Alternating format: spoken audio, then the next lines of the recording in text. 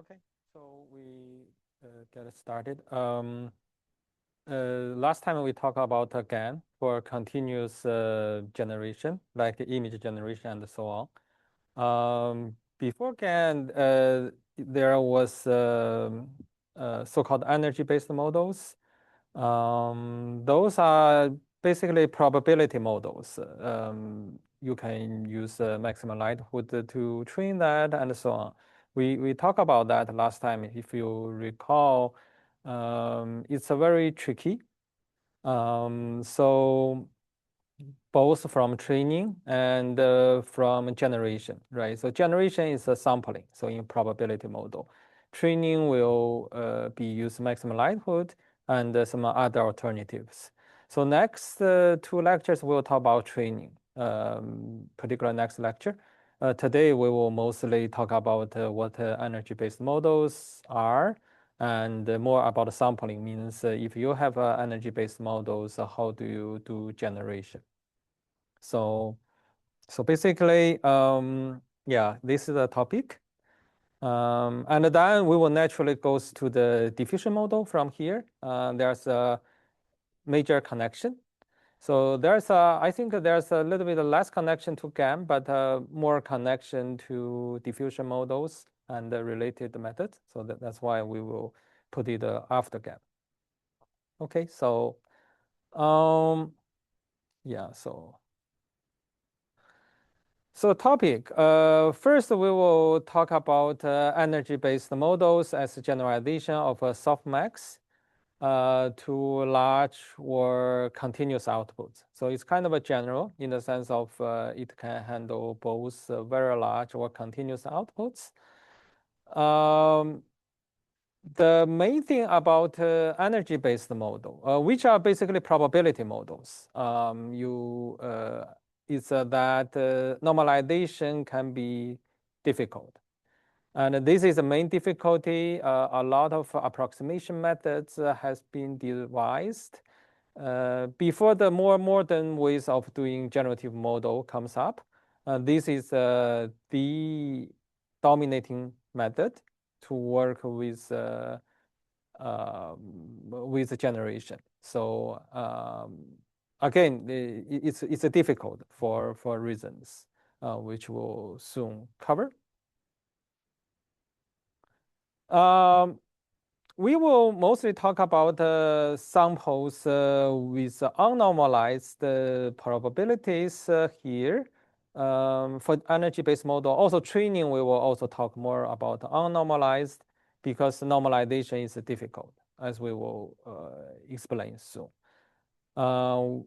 Particularly this lecture, we talk about two methods. There are a lot of methods like MCMC and so on. So we will just talk about the two simple methods.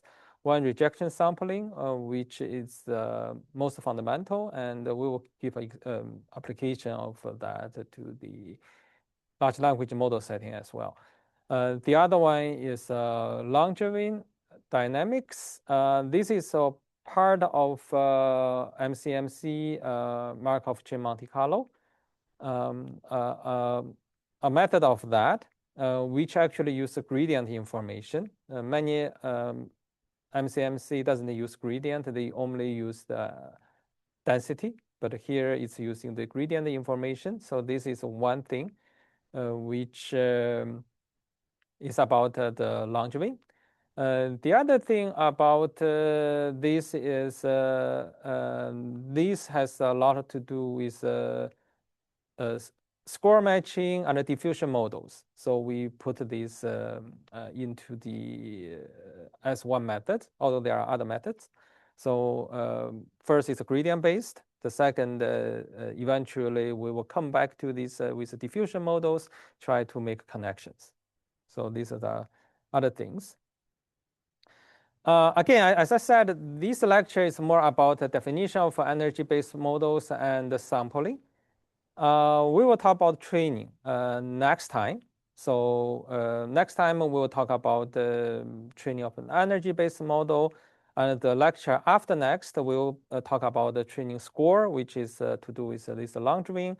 And then after that, we will move from this naturally actually move to the diffusion models. So from that, so we will see that's a progression, and then we will spend 3 lectures on diffusion models and related. So that then we are done with this course. Okay. Okay, so we can starting with energy-based model. So to motivate that, we recall we actually did quite a bit of energy-based model before. One is these simple logics and classification for multi-category classification, right? So if you have a K-class classification, a neural network will output a vector, K-dimensional vector. X is input. And if you recall that we have a logits, right? Logits basically you have it's a vector. The number of logits is the same as the number of classes. So this is a vector. So each component, this small k is one of these component corresponding to class k, small k, right? So basically these are logits. We have a softmax, turns a logits into a probability. So this is throughout the class, no matter what you do CNN classification, you do LSTM classification, you do transformer classification. As long as it's a discrete outcome, it has this form. So this is the standard form, yeah, which we have done. It sums up to be 1. So that's and then you get a probability, right? So basically it's all positive. The other thing, this one of course naturally come with the log loss, right? Log loss give you the cross entropy in terms of logits, if you remember that. And log loss of certainly is to do with the maximum likelihood estimate. Now, one thing is that this one has a summation. So this is what we will talk more about later on. For the K class, it's okay.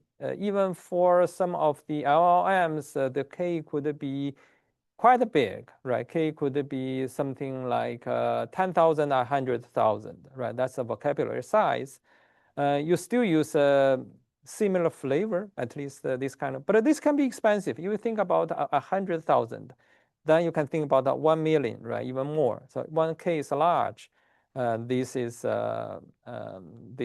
can be more difficult. So this is actually one issue in the energy-based model. Once we generalize this to large class, as well large vocabulary, as well as for the case of continuous, this summation become integration. So those are the things which will matter. The interpretation is the following. So you have this score is just a logit, one logit for each class, right? So, and you have larger logits, right? Becomes a larger probability. So basically, this is something. Now, energy-based model essentially is a little bit of generalization. It's actually natural generalization, really not too much. If you think about it, this one is a vector, right? K is a large. If you say this large, let's say K is 1 billion, right? Then you have, if you look at this form, you have 1 billion of vectors, which isn't great. So what do you do, right? What you do is you can do the following. So you can do generalization about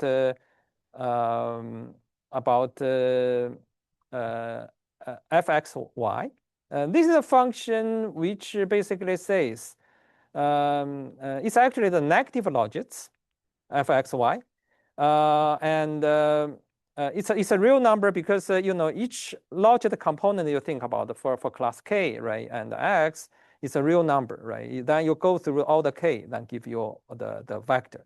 But now let's say I have a function fxy, which is a real valued function. You can consider that as a logit. Actually, negative logit. Yeah, the energy is a negative logit because that's by convention. It's coming from the physics. So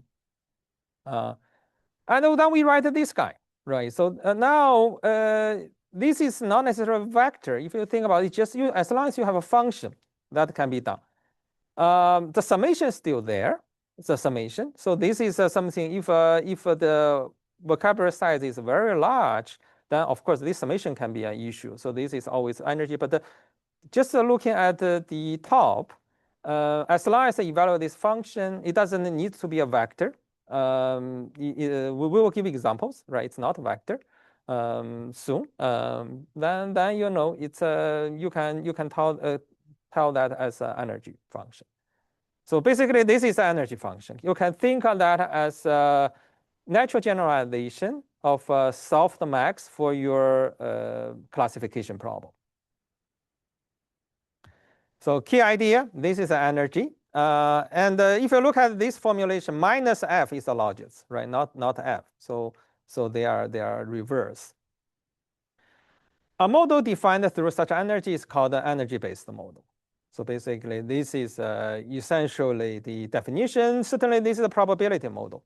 For the case of a conditional probability, you y given x, right? You normalize over y here.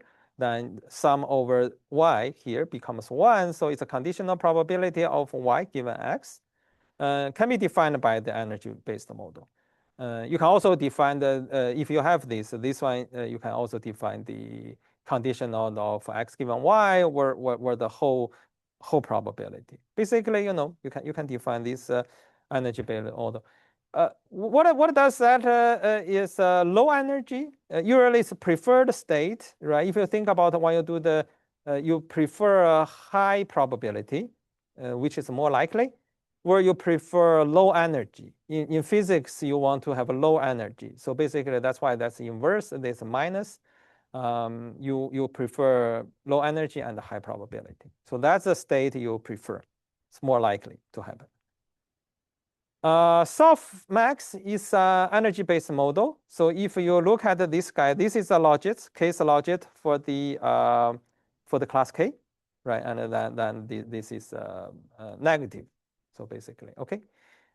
So basically, yeah, this is naturally coming from the logits to energy. Now let's say what examples you have. Something we already come. One is a sequence, right? You can define energy on the sequence. There are people doing that, and the other one is kind of retrieval. Retrieval we will show, and it connects to what we already have done before, like a clip. Clip is kind of matching or retrieval method. Essentially, you can use text to retrieve image, or can use image to retrieve text. So this retrieval model we talked about, particularly clip model. You can do other things and so on. So basically, you can do a lot of stuff. Also, you can have a continuous Y, which is we will talk more about because this connect to the continuous generation. But essentially, you know, energy base could be discrete, could be continuous, but typically it has a large number of classes. If you have a sequence, if each one is, let's say, just 2, right? Even your binary, then you have a length t, it's a 2 to the t. It's a number of total number of states. So example is this guy. This is not an autoregressive model, right? This one is a more joint model. So if you look at this kind of model, autoregressive, you will do the conditional. Each one you condition from the before doing the next. If you have an energy-based model, right? This is, you can say, x is prompt, right? And y is what you want to generate, right? You can think about that. But then this one sum. This one can be easily done if you normalize become autoregressive, but it's a simple autoregressive. This kind of thing, which essentially, you know, you have a normalization. So the key about if you look at the normalization, it's a exponential summing over everything. When you exponential summing over everything, it's when you compute the computational probability, it can be tricky. So essentially, this is the normalization actually is different. So autoregressive is normalized for each next token. Here it's normalizing for the whole sequence. And this is just an example, right? So, and typically, there was a time people look into these models and they discuss the advantage of these kind of models, typically called the conditional random field. So those are the models in the machine learning literature. They do have these kind of models. Yeah. So this is one example. We didn't talk about the conditional random field because it's out of favor now. We are more doing the autoregressive. The main reason of that is, of course, the autoregressive model is very powerful now, like transformer based, right? So in the old days, it's not necessarily that powerful. So people looking at this kind of conditional random field or energy based model. Now, let's look at another example. So this one example is just like a clip, right? Remember clip, you have an image text match, essentially. Energy is minus of this match. Basically, it's energy, the lower is the better. The matching is higher, the better, right? So this is a kind of a retrieval model or matching model. Basically, you can say, oh, X is an image, right? Which you just compute the embedding. Y is text, you compute the embedding, right? You can use image to match text. And for this kind of model, of course, you can have many text, right? Text, you can say it's arbitrary, right? So in some sense. Therefore, this kind of model, you say, okay, given certain text or given a certain set of images, you want to evaluate which one is best. But essentially, this one doesn't constrain you as specific text or specific classes, right? It's just more free form. So this is a kind of this energy-based model, which is more general. So this is one example of that. We already mentioned that this one can be used for free classification or open domain or open classification for this kind of energy-based model for the clip. So these are the examples we have. These are just quickly, which we don't need to see, but it's just a simple way to say, oh, this is how do you define this energy-based model, right? It's pretty simple. You can learn embedding of y, embedding of y, and the lower energy basically means higher match, means better. You can also do the continuous formulation. So for the continuous formulation, what you have is you replace the summation in the over y to be integration over y. So that's the only thing, difference. Otherwise, it's basically the same, right? And this one can be complicated. If you think about this is arbitrary neural network outputs, this guy can be very hard to, this Z can be very hard to actually to compute. So this is a main issue about the energy-based model, is for both for continuous or for large vocabulary. Example is a Gaussian, right? So Gaussian, you have, for example, this one, you say you have a variance. This is, you have a mean, right? This can be computed. And then that's basically energy-based model. You can certainly be much more general than Gaussian, make it whatever, right? So anyway, so, essentially, this can include really all the probability. So we will look at the unconditional for now, because that make it easier. You can before we talk about conditional y given x, right? This is, but right now I just remove x, just looking at y. This is just for simplicity, notation simplicity. Otherwise, you can always add in x to whatever what we talk about, but here just simplify the notation. So we look at the unconditional EBM by dropping x and looking at y and looking at this partition function. The partition function is, say, I will integrate y to be 1 or sum over y to be 1 for the discrete case, continuous case integrated y to be 1. So this is a normalization function, so-called partition function, right? The normalization constant will be either summation or the integration. And if we ignore this z, for a lot of literature, or at least for a lot of algorithm, you want to ignore this z, because this can be difficult. The key of language models, you don't want to do this summation for over a large outcome. And then we will look at the unconditioned, so or the unnormalized, so-called. So this is what we want to say about that. Yeah, Z can be in the Euro applications. If you think about the summing over all sequences, right? Like in the sequence example, it can be quite complicated. I mean, you may not be able to do that. In some cases, like what we give simple examples, you may use dynamic programming, but in some other cases, it can be infeasible. So essentially, summation is hard, and for the complex outcome, and we will avoid. Now let's look at what do we want to do, right? The top is easy because you just have a neural net. This guy. This guy requires neural net to sum over all outcomes, which are hard. This is just a neural net evaluation. Those are easy. So we typically want to say, if you have algorithm for energy-based model, you really want to that work with so-called unnormalized density, which ignore this z. It just work with f.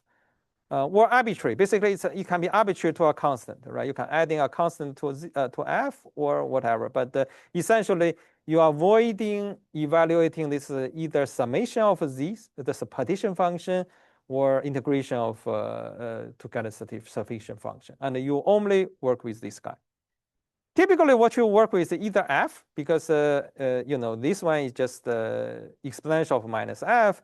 This is unnormalized because if you sum over y, this one is not 1, it's a z, right? So, and two key tasks, what we talk about Wise generation, sampling from this especially unnormalized density. So this is what we want to talk about today, right? So unnormalized density, this is sampling. The other one is learning. Learning is a train, which will be next time. So we will not talk about the training today. We will talk about next time. And actually, the lecture after next time, we'll also talk about learning the gradients, which is also you could use that to learn language model, the energy-based model as well. So we have 2 lectures essentially trying to related to this learning of energy-based. We'll focus on density. 2 representative. One is looking at fx, unnormalized density. This is rejection sampling. The other looking just using the so-called gradient of fx. So gradient information, this is a longevity. Gradient becomes popular, especially it's used in diffusion model, you score matching, and so on. So we will talk about specifically these issues in the last 4 lectures. But we will keep that in mind, both today and today. Yeah.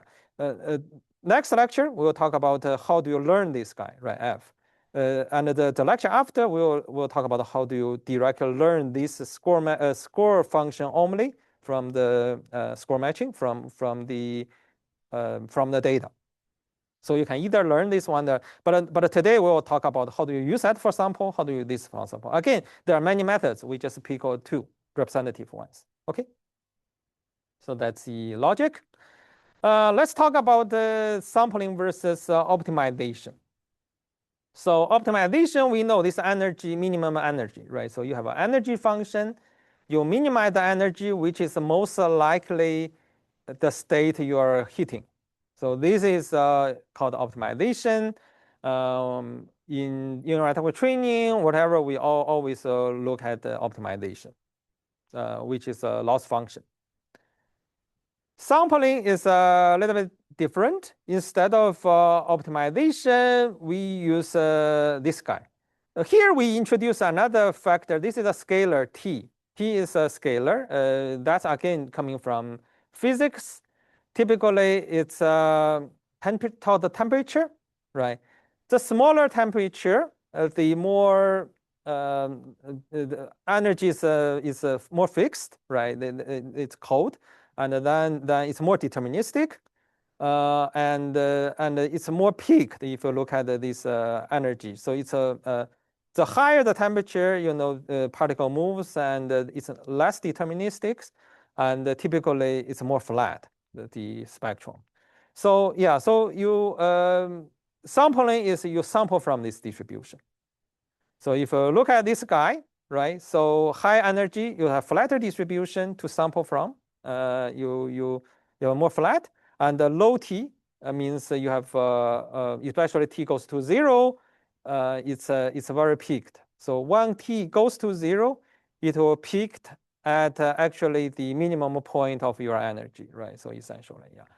So T controls how concentrated distributions are. So that's why we increase that, because sometimes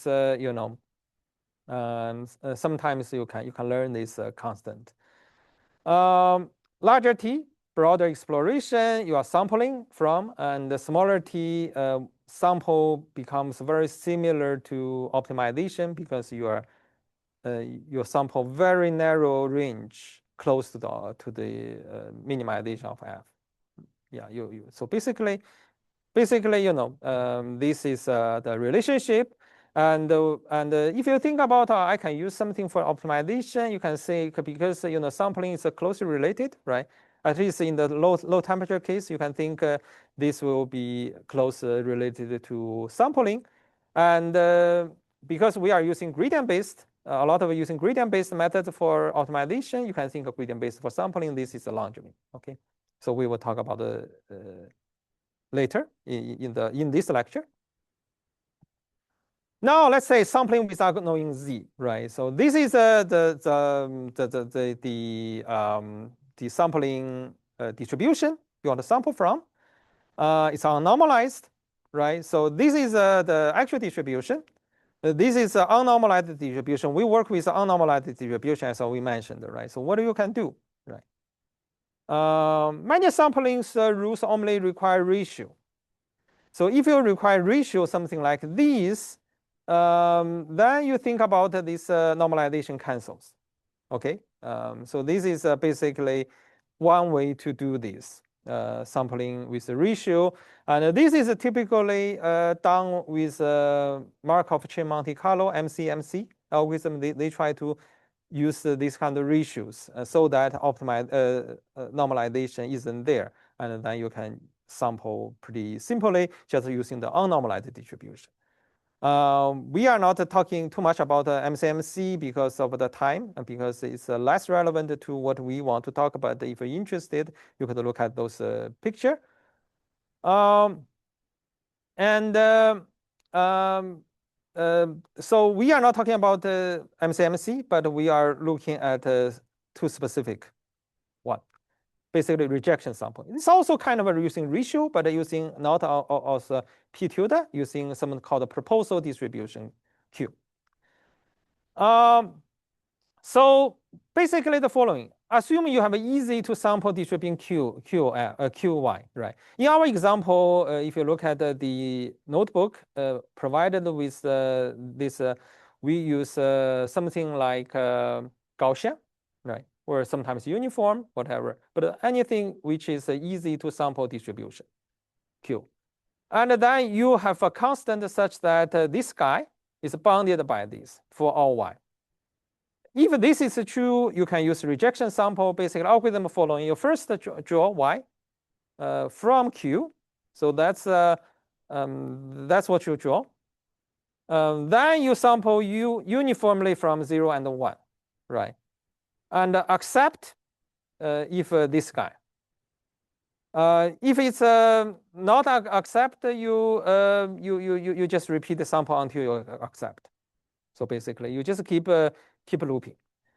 So if you look at this, of course, if because you want to come out with samples, right? Let's say if I come out with one sample, if this ratio is small, let's say it's close to 0, right? So accept the probability is also very small. If the accepted probability is small, then basically you need to sample many, many times to get an effective sample. So this is really not efficient. The algorithm will not be efficient if this guy is small, accepted probability. Essentially, you're wasting samples to try to explore what can be possible. This is when this guy is much larger than this. So here, actually, if you look at the algorithm, there's no z. You need to come up with an m, but it's much easier typically to come up with an m rather than z. And here is illustration, right? This guy is larger than that. Then this is the probability of that. So then you want to say what is actually the ratio. This one is a z, right? If you think about this green region, because it's unnormalized integration, the area is a z. This guy is m because q is the area of this, the larger region is m, right? So this is because q integrate to be 1. So if you look at the ratio of these two regions, which is accepted probability z over m, right? So basically, especially geometrically, z over m will be accepted probability. If this is small, your algorithm will not be efficient. So you have to have an algorithm such that this guy hopefully is not too small, like 0.5 or whatever, right? So then you are not wasting too much samples. Yeah. Basically, this is about the reject sampling. The reject sampling is well studied. It's used a wide range of applications. It's actually the most important sampling methods to be, and also it's also easy to understand. So this is something which appear many applications. We will show one application in terms of large language model soon. As just I have an application of this. Okay. Yeah, there's no z, right? So basically, this is that's it. We will quickly get the correctness. Correctness is probably obvious in some way because if you look at this region, right? So you have a proposal, you have this is your accepted probability. The overall probability at each particular y, this is accepted rate at y, is this guy, right? This is basically proportional the density. For each y, you have roughly this range, and if you look at that, basically for the accepted samples, it's a proportional to this. Proportional to this because you are sampling. When you do the sampling, something coming with data, right? It's a distribution. So sum over to be the density is proportional to this, but the sum to be 1, so therefore it has to be correct. Basically, yeah. It's pretty straightforward. So this I'm pretty sure is taught elsewhere, many different places in statistics. But essentially, the point is efficiency is this guy. If this ratio is small, then you are not going to have a good samples. So basically, yeah, this is what it is, and the rejection becoming inefficient.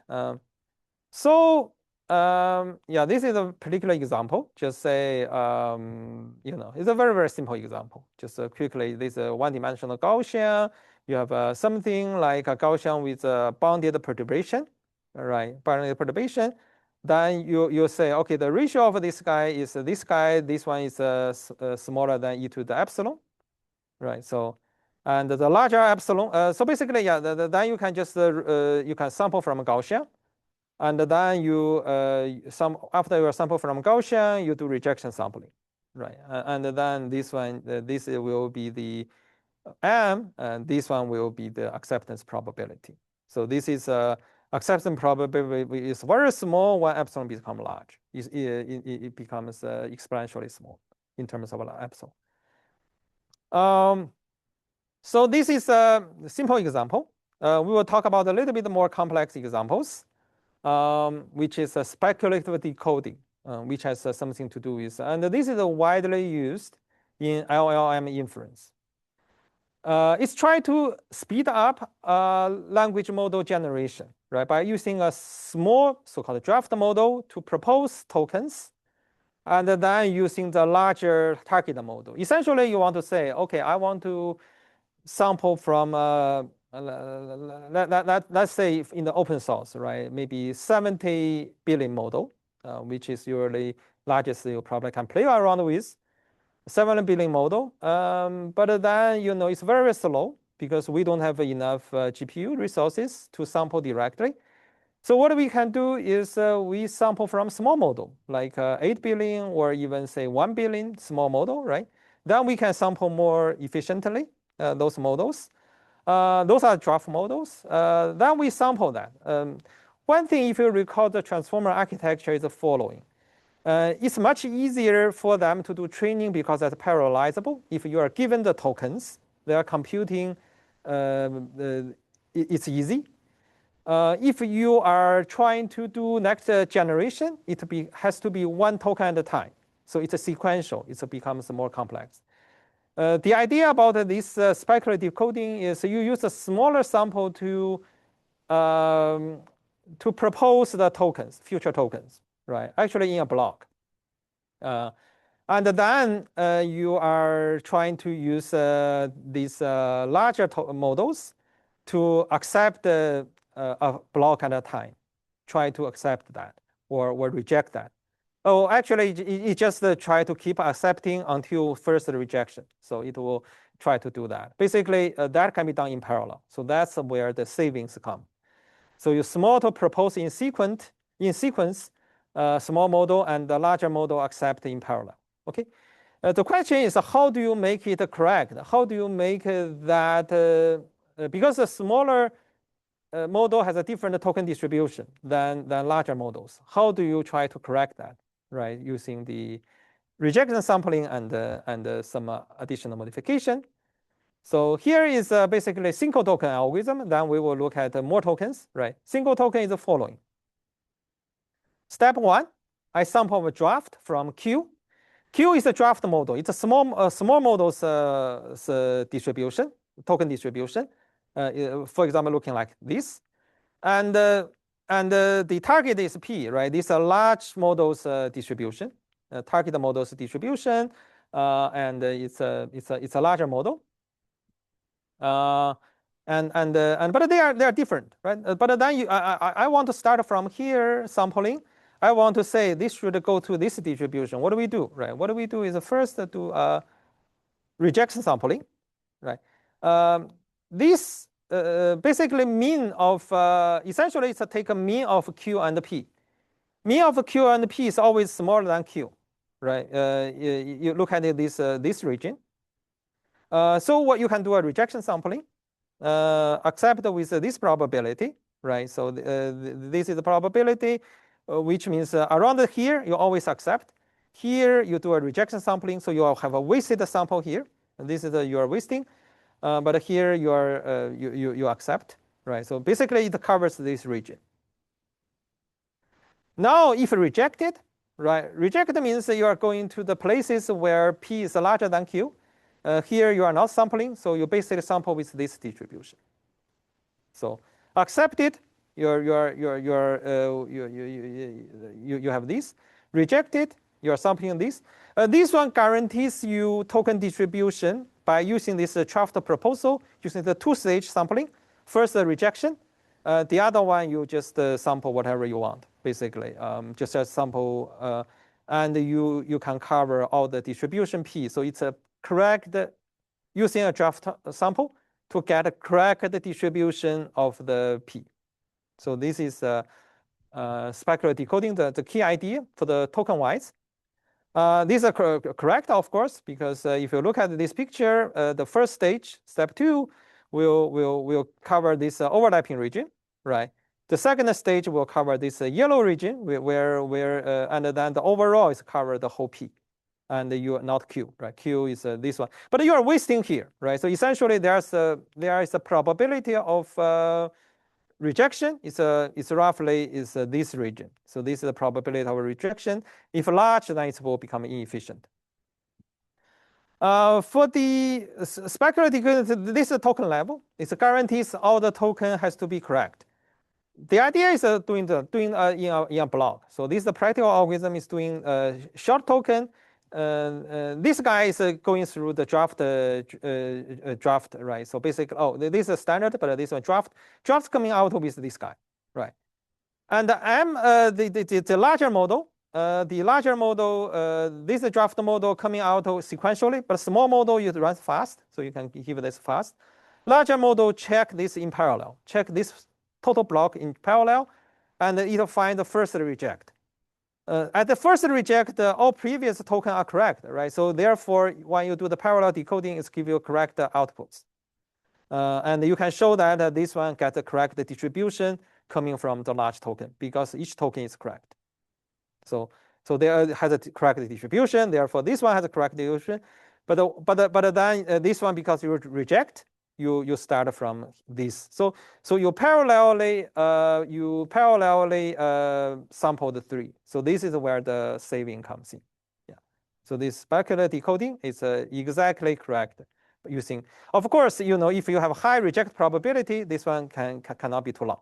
So you want the rejection probability not to be too large, so that you can do a small sequence of parallel, a few times faster. This will make your whole thing, because you can generate the parallel directly in the large model. This will save your time.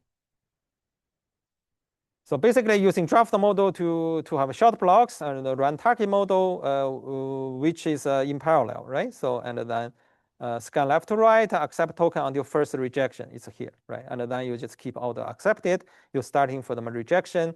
You are doing this. Okay. This one rejected. You also sample, but sample after that, you're starting from next block. Right, you sample correct the token from the residual and then continue. You generate the next block. So it's a block at a time. So basically, this is a well-known, widely used, and using this rejection sampling idea in one step of this method. Okay, so this is one application. Now let's move on. So we will spend the time, a little bit more time, on this second idea, which is gradient-based. That is one example of it's only based on density, or unnormalized density, unnormalized energy, right? It doesn't using normalization. It doesn't using gradient. Here, a lot of things working with gradient of density. So gradient density is called score. This is where the last lecture of score matching and of distribution model, flow matching, they all based on this kind of score idea. So score of density is this guy. Okay, you have a log, then a log of your probability, take a gradient. Okay, so this is a score. So if this is a guy, right? You have a normalization constant z, let's say, the true density. The score, because z doesn't depend on y, if you take gradient of y, z is 0. So the nice thing is if you have a normalized density, taking the score is automatically equivalent to the unnormalized density taking the gradient. So here is basically unnormalized density. You take a log, taking gradient. So score is this guy. So it automatically removes normalization constant. So this is a key observation about score-based methods. You do not need the normalization constant. You only need the score. So basically, yeah, basically this is the whole thing. The thing is when you have the normalized density taking the score of normalized density is the same as unnormalizing density taking the gradient of the energy. Okay. It's a negative, yeah. So basically, that's a relationship. So score is independent of normalization constant, and taking gradient removes the partition function. So that's the key.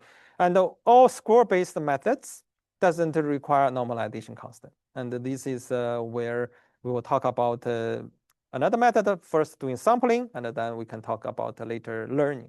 There are score-based learning score only, instead of learning the density. And the point is, as we will see, score is enough for sampling, for generation. Okay, score and the energy gradient. So if f is a differentiable, then this guy is kind of like a negative score, right? So and it changes locally and negative the score direction.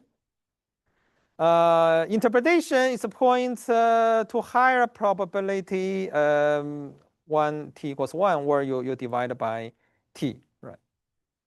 More generally, score direction is this guy. This point into a higher probability. If you look at the density itself, this one points. Actually, this one points to the. Yeah, this one points to higher. This one points to the high energy. Yeah. So and minus this one point to the low energy, right? So low energy equivalent to high probability. So gradient descent follow this direction deterministically, and the sampling adding noise. So this one basically is long domain dynamics. Long domain dynamics adding noise to gradient descent, which keeps blowing up. Okay. So here is something a simple score example. Consider standard Gaussian, right? And energy is this guy. Score is and both energy is minus f. So basically, Gaussian density and the score. Okay, so this is just a simple example. So but you can doing all the other examples. Score is pretty straightforward. So let's look at the long domain dynamics, and we will come out with that idea, and we will try to look at that. So we want to sample from this density, right? This is this density we want to sample from. The long domain dynamics basically updated this way. This corresponds to gradient descent. Gradient descent going to the low probability region. Going to low probability means going to going to low energy. Going to low energy, try to minimize energy, then it's like a higher probability, right? Low energy means a higher probability. And this guy essentially just going to so-called mode. It's just going to the lowest energy possible. But this guy is a sampling noise. Noise is a Gaussian noise. And this is a specific, this one is here is making it work. So with this particular noise, it's trying to move noise and try to go into random direction so that it can be either lower or higher with equal probability. So essentially, it's a spread out your distribution. So generally, this one spread out your distribution. This one is trying to converge to the low. T equals 0, right? We already talked about if t equals 0, close to 0, then basically it's become an optimization because you have a mode concentrated at the lowest energy. And this one shows when t equals 0, your sampling becomes sample just sample the lowest energy, right? So basically there's no randomness. You go to gradient descent. We know gradient descent goes to the low energy, right? So basically this is a kind of a relationship. If you look at this guy, it's essentially noisy path. Gradient descent itself is it's a deterministic path, and then you add a noise. When you add a noise, you become zigzag. You go to this kind of low energy, that low energy, then they can essentially go to different low energy. Yeah. Basically, this is kind of a long domain dynamics, which tries to sample. So this is the algorithm. Yeah. You can connect to the gradient descent. Basically, from conceptually or from intuitively, correctness of this one certainly needs quite a bit of proof, right? But if just intuitively, it does make sense. It's focusing on the first term, focusing on the gradients. The second term is just making more spread out. So basically, and the claim is eventually it goes to the correct distribution like this. One thing I want to say is, again, just to emphasize, because remember, so there are sampling methods depend on f only, not gradient. Here is a different gradient, right? Similarly, in optimization, there are methods that doesn't depend on gradient, but depend on F only, so-called zeroth order optimization. Those are less effective than first order optimization. First order optimization will be gradient based. Second order optimization will be Hessian based, right? Those are even faster, but Hessian is very complicated to evaluate. But the gradient is pretty typical gradient based. And here, when you have a gradient based versus just looking at rejection sampling, you are looking at no gradient, and this one has certain advantages. And this one also, the other thing I want to say, this one is a kind of Markov chain Monte Carlo, MCMC, because you know this one, each sample, it's not completely independent. In the rejection sampling, if you think about each time you draw new sample, it doesn't depend on the previous sample. Here, your YT to YT plus 1, it always depend on the previous sample, so it's a dependent sampling. When you have a dependent sampling, it's called Monte Carlo. It's called a Markov chain, right? So typically this one has a dependency of YT and to RT. Essentially, it evolves. So until you are evolved long enough using these dependent chains, you'll eventually get something which is more different, more like sampling. So basically, yeah, there are advantages, disadvantages for both, but basically this is well used.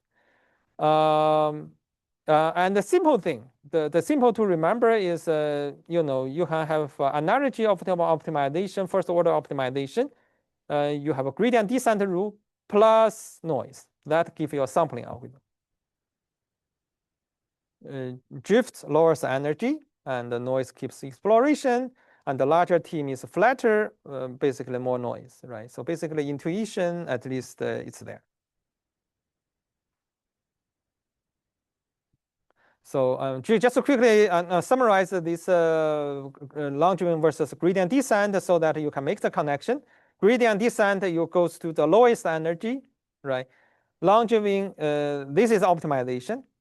Langevin is a sampling, so you are not. It's a sampling means your each one is random, right? You have to go to random from the distribution, and it's adding a noise.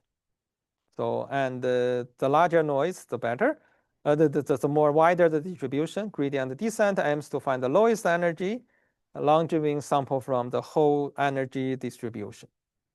Unnormalized distribution corresponding to this energy, right? So this is unnormalized because there's no prediction function z is needed in this. So only need the gradient of f or the score. Gradient of f is equivalent to score.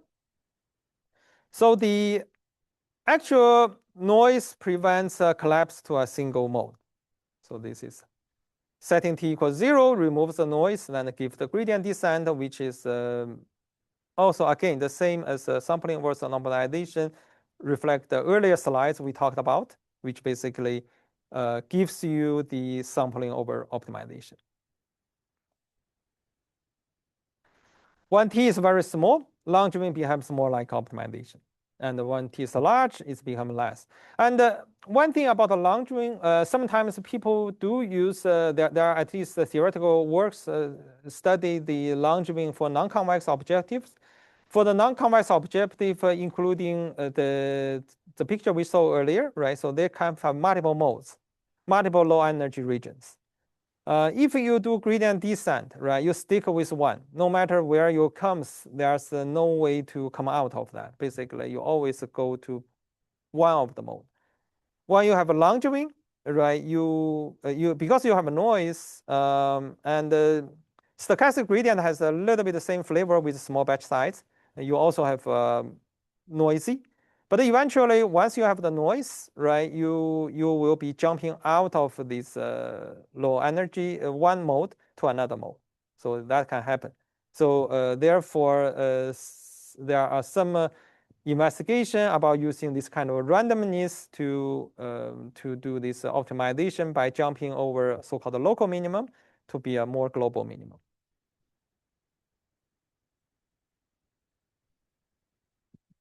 So two methods, the same drift term, different, but different goals, right? So basically, yeah, this is a comparison. So hopefully that helps to understand the sampling versus optimization, both looking at conceptually energy landscape, or looking at from an algorithm perspective, gradient descent versus Langevin. Correctness of Langevin. This one we will just make it informal because we will not be able to prove this formally. This is beyond these lectures. But here is the result. Let's look at the discrete Langevin, right? There are actually two things which matters. Step size, right? So we know, I mean, especially for the stochastic gradient, we know the eta has to goes to 0 in some way to make a stochastic gradient effect. Here is the same thing. The step size matters. The smaller, the more accurate. Also, the running time t, right? Running time is this small t. This larger t, we will use that for the temperature. The smaller t we'll use for the running time, right? Basically, eta goes to 0, which makes it more like smaller step size. Essentially, it's dealing with this term. This term will become better, so that it's more like more accurate. And this guy goes to infinity, which really means you run enough t. So essentially, smaller step size, you need to run more, right? This is the same as when you do the optimization. You can use a small learning rate, but you need to run longer, right? So basically, and once you have that, you get a convergence result under certain assumptions. This one essentially says under certain assumptions, right? This one will go over this guy, basically converge to this with this algorithm. So algorithm requires you have a small step size, you have a longer running time. So both. We will see the examples and soon. And typically what happens when you have a larger step size, actually you have a fatter distribution because a larger step size inaccurate, and but here you enlarge a little bit more. We will see that later on. Interpretation, eta reduce the discretization error, so which actually make it more accurate. And eta goes to t means enough long run, so-called, because this is Monte Carlo. In the terminology, in the standard terminology about the Monte Carlo kind of Markov chain methods, it's called mixing. Mixing means after enough time, it converges, right? This guy, because there's dependency, this one, you have to run enough so that to converge to the actual distribution. So this one say we have enough to mix. So, because we are typically using eta small, but not 0 eta, we are typically run not goes to infinity, right? So basically, this usually is approximation. The question is how good that approximations are. So, yeah. So we will look at the example, which that. So basically, this is the algorithm, some unsampling algorithm.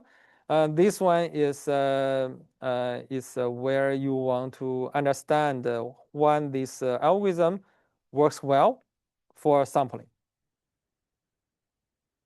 Okay, so we will continue moving out of that. One is step size, one is running time, right? Two things matters. Here is PyTorch, right? So yeah, eventually, this one basically it's pretty straightforward. When you do the sampling algorithm, right? You have an energy function, right? You have a temperature. Temperature say is 1 default, and you're starting with this guy. Starting with y0 is whatever you're either coming from proposal or just whatever. Why? And basically, okay, here what it is, you can think about the function, right? Typically in a function, because these are neural networks, usually they require trainable parameters. Those are for the optimizers, you are passing the trainable parameter of neural nets so that they automatically taking gradient, the optimizer try to take gradient with trainable parameters. But you can use autograd. Autograd, you can gradient with other things. Now, energy function not only have trainable parameters you can take gradient, but also taking the input, which is y in our case. Right? Energy function is a function containing parameters theta, which is a trainable parameter. This will be the topic next time how to train. But once you fix the theta, you don't need to take gradient of that. You take gradient with y. This is where the Langevin is not taking gradient with theta, but with y for the sampling with a fixed theta. So here you say y require gradient true so that you can take a gradient with y. Okay. Energy is this guy. So basically energy, and then what you do is gradient will be the autograd, right? So this is you call this PyTorch autograd with energy. Basically, this one gets you the derivative of energy to y. So this one is how it works. Essentially, you take a gradient. So basically, PyTorch make it pretty easy to implement. But this one is slightly different than optimization we talked about earlier. This is more trying to take gradient with the input, and this can be done fairly easily using the standard PyTorch, right? And this one is doing a standard normal distribution, and this is updated rule, right? So essentially, this one I just want to mention more, just for the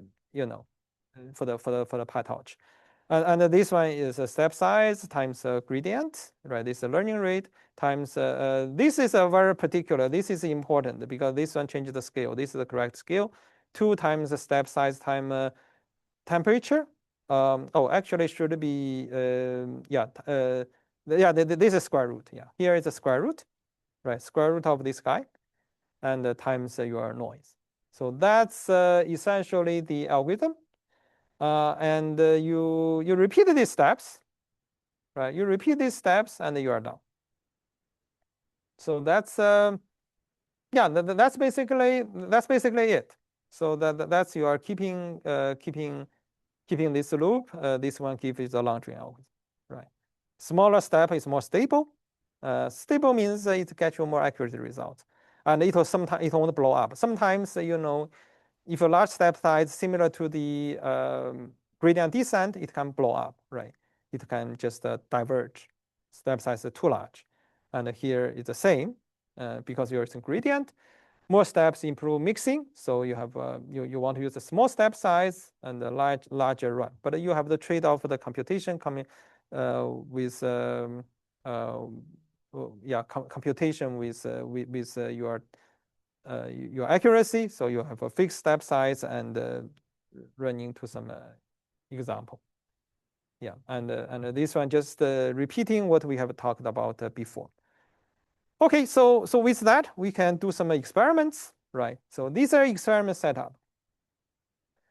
The experiment we are working on is following. So basically, what we want to do is we using a 2D target distribution. It's a pretty simple target, just for visualization, right? So this one is Gaussian with a mixture of Gaussian with 2 means. One is mu1 at this position, and the other is mu2 at this position. So and then you have some sigma and so on. It's a small sigma. Target is a mixture of Gaussian into these, and then we will just use Langevin to actually try to do that. Basically, here is what it looks like. This 2 distribution. It's a little bit small sigma. Yeah, sigma is relatively small, so you have a dense. Usually you have 2 modes, right? 2 modes you have the jumping over these guys, right? So you can jump over this guy. Jumping over. Actually, Langevin has a issue. This one has a relatively low t in some sense because sigma is small and t equals 1. So basically, if you look at it, it's pretty sharp. And if you want to Langevin to jumping from here to here, it can be challenging. jumping from here to here is also challenging. This is actually one drawback about these long join algorithms. For you have different modes, right? If you have multiple modes, jumping from one mode to another one through gradient descent, you require some gradient descent always around here. The noise, unless it's very, very large noise, it can jump over here. Otherwise, it will stay here. But the noise is small. So this one, basically, this is one thing. But if you are starting with some proposal distribution like this n, right? It covers this guy. Once it covers this guy, one run may come to here, one run may come to here, then this becomes lesser a problem. So the initial distribution also matters in the long joining, because when you run this chain, if you have a multimodal modes, and it may stuck in one mode instead of jumping around, which would be more desirable. But the initial distribution allow it to go through different modes. So this is one thing I want to mention for the long joining. But essentially, this is a distribution, but we go through a good initial distribution. This is why it's going. If we're starting from here, then essentially it's mostly concentrated this mode. It will very difficult to jump. But essentially, we use a good distribution and just illustrate the different. Our purpose is not about this mode jumping here, although that's actually pretty significant issue about long joining. And this one is correct when you do the diffusion model. Diffusion model using, you can think about diffusion model is this temperature going through very high to low, right? In that case, when you have a high temperature in the diffusion models, it doesn't have this problem. It can jump over the node because noise is large. Large temperature means you're adding large noise, and then you're jumping over, and gradually you cool that, and then it goes to one mode. So diffusion model is similar, but here, what we do is we run long joining for this guy and compare mostly it's this guy, as well as time. So here is evolution into a mixture. You can see the time. This one is focusing relative reasonable eta, but then your time t goes on, and what happens? You start with this guy. You are fixing some. This is a reasonable step size. Okay, we will later see the step size.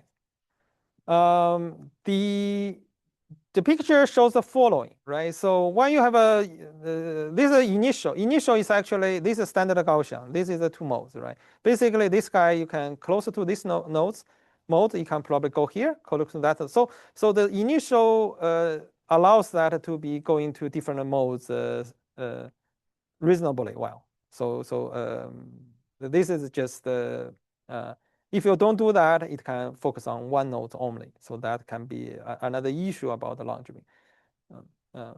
But here, if you look at that, right, starting with the initial, gradually it splits, right? Gradually splits, and eventually it goes to here. So this one, just say you have to enough time in order to mix. Yeah, if you have a time really long, right? So you could also jumping from this to this guy. But from here, you see typically, unless you have a huge amount of time, very small probability happens. You usually stuck with one node, one mode. This guy come to this mode, the other part comes to this mode. And then basically each mode, you are doing a reasonably good job because you have a relatively small step size. Basically, yeah, this is an illustration about where the times comes in when you look at that.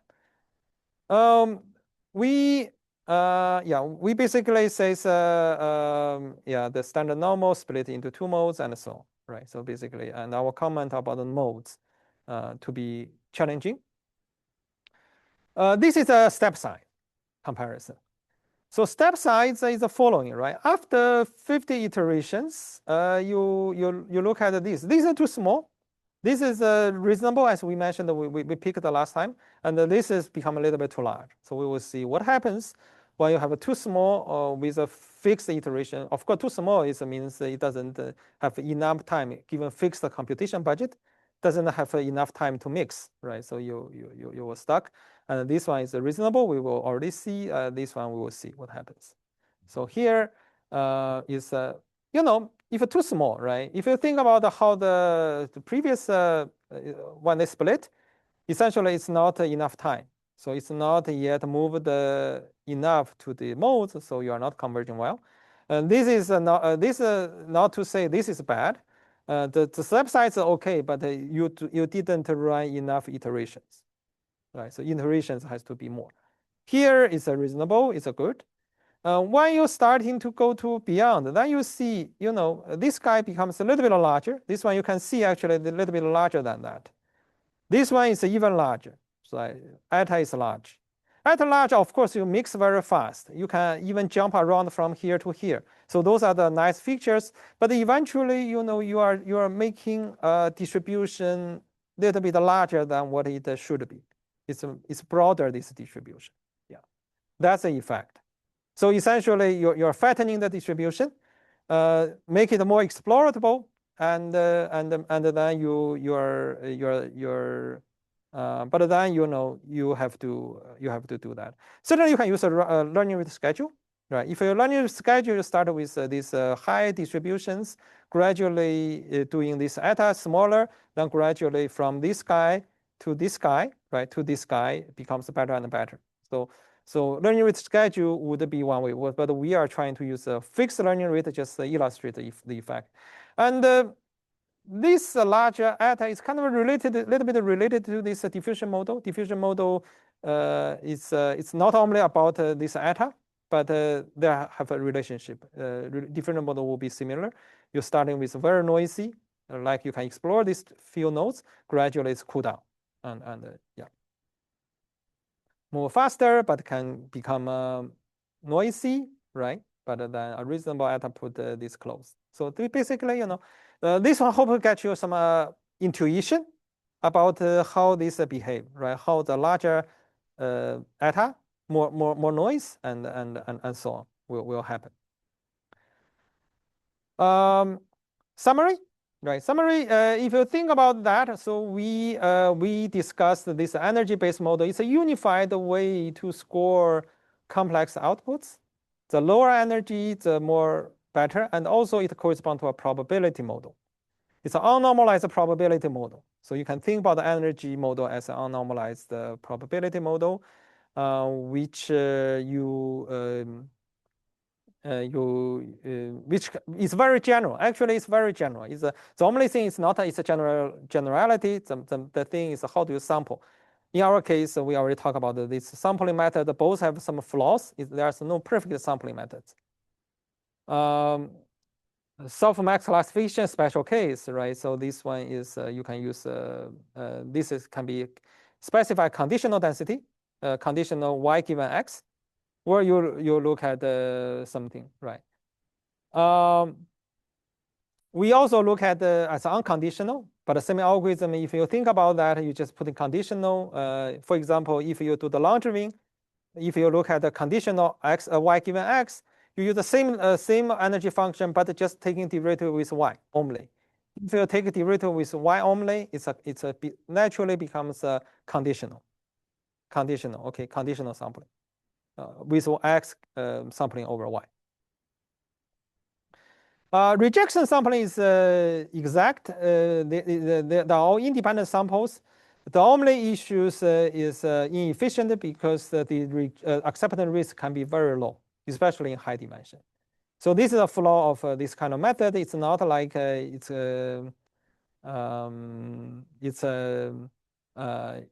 inaccurate, but it's inefficient because the acceptance probability will be very low.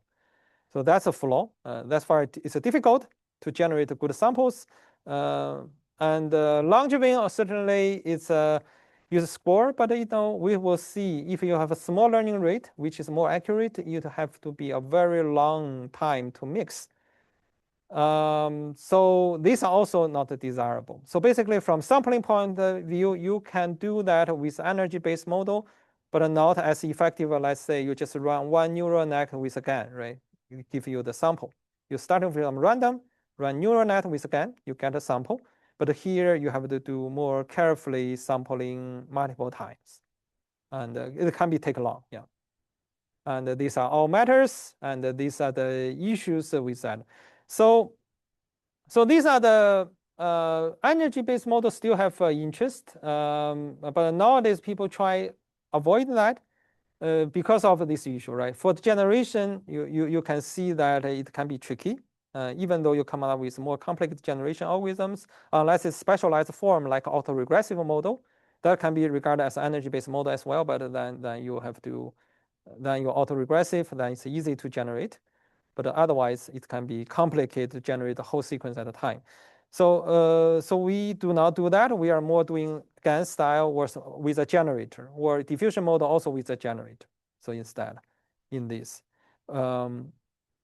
so this is a but this one will motivate the diffusion model later on. So that's a close relationship.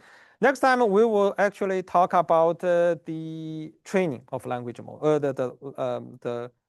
the energy-based model, training F directly.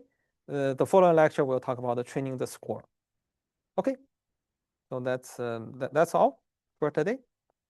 So we'll see you next Monday.